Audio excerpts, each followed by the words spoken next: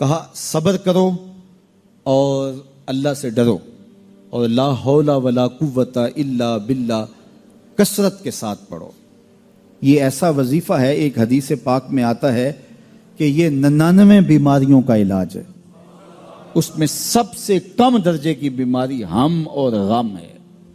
یہ دکھوں کا مداوع ہے، مشکلات کا علاج ہے، اور یہ وظیفہ میرے حضور نے بتایا۔ حضرت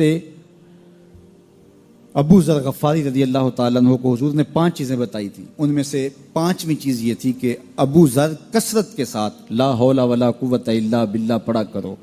فرمایا عرش الہی کے نیچے ایک خاص خزانہ ہے، یہ وظیفہ وہاں سے آیا ہے۔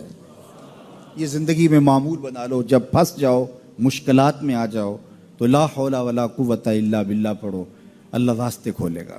تو حضور نے 3 چیزیں فرمائی، اللہ سے ڈرو، صبر کرو، اور کثرت کے ساتھ لا حول ولا قوت الا باللہ پڑھو۔ وہ فرماتے ہیں کہ میں یہ عمل شروع کیا، ابھی گھر میں بیٹھا ہی تھا کہ دروازے پہ دستک ہوئی، تو میں اٹھا کہ دروازہ کھولوں دیکھوں کہ کون ہے۔ تو دروازہ کھولا، دیکھا میرا بیٹا کھڑا ہے اور اس کے پیچھے 100 اونٹ کھڑے ہیں۔ تو میں نے کہا کہ تم اور یہ اونٹ؟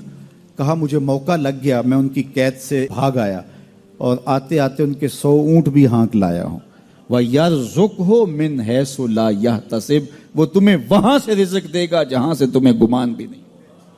اس کے ہو کے تو دیکھو، اللہ اکبر، اللہ کے ہو جاؤ تو پھر وہ تمہاری ضرورتوں کا کفیل ہو جائے گا۔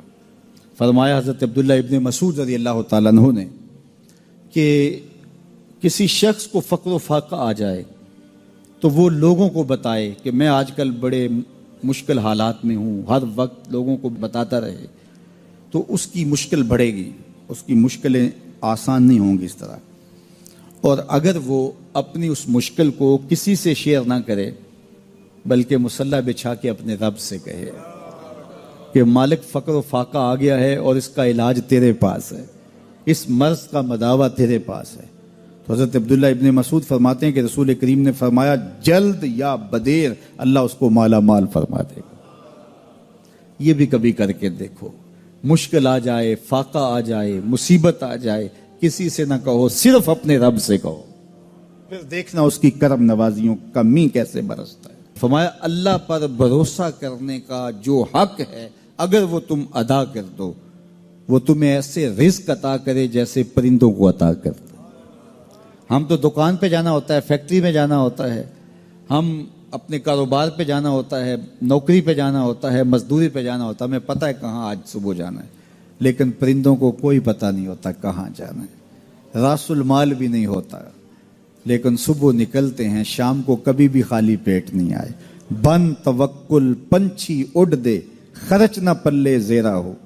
گھر سے خالی پیٹ نکلتے ہیں، جب واپس آتے ہیں تو پیٹ بھرے ہوئے ہوتے ہیں، اور پھر جو ان کی ضرورت ہوتی ہے اللہ وہ ساری ضرورتیں پوری کرتا ہے، جو ضرورت ان کی ہوتی ہے۔ یہ شیر کتنا گوشت کھاتا ہے اللہ روز اسے دیتا ہے۔ یہ ہنس روزانہ سچے موتی کھاتے ہیں، اور آپ مارکیٹ میں لینے جائیں لاکھوں روپے لگا کے تولے ماشے کے حساب سے آپ خریدتے ہیں، پھر بھی آپ کو یقین نہیں ہوتا کہ یہ سچے ہیں یا 2 نمبر ہیں۔ اور ہنس دنیا پہ کروڑوں جانور پائے جاتے ہیں، روز کھاتے ہیں، صبح بھی، شام بھی، دوپہر بھی، پیٹ بھر کے کھاتے ہیں، اللہ روز انہیں عطا کرتا ہے۔ کہا اس پہ بھروسہ تو کر کے دیکھو، وہ تمہاری ضرورتوں کا کفیل ہوگا، اس پہ بھروسہ کرو گے وہ تمہیں وہاں سے دے گا جہاں تجھے گمان بھی نہیں ہو۔ ارشاد فرمایا جو اللہ سے ڈرے اللہ اس کے لیے راستے کھول دیتا ہے، اور اللہ اس کو وہاں سے دیتا ہے جہاں سے اسے گمان بھی نہیں ہوتا۔ وَمَن يَتَوَكَّلْ عَلَى اللَّهِ فَهُوَ حَسْبُهُ، اور جو اللہ پر بھروسہ کرے اللہ اس کے لیے کافی ہو جاتا ہے، اس کی ضروریات کا وہ خود کفیل ہوتا ہے، اور اس کے کام اس کے ذمہ کرم پہ ہوتے ہیں، کو ہو کے دیکھے اس کا۔ تو جو اللہ سے ڈرے اللہ اس کے لیے راستے بناتا ہے۔ حضرت عوف بن مالک رضی اللہ تعالی عنہ الاشجعی حضور کی خدمت میں حاضر ہوئے اور عرض گزار ہوئے کہ میرا بیٹا سالم مشرکین کی قید میں ہے اور میں فاقوں کی حالت میں ہوں۔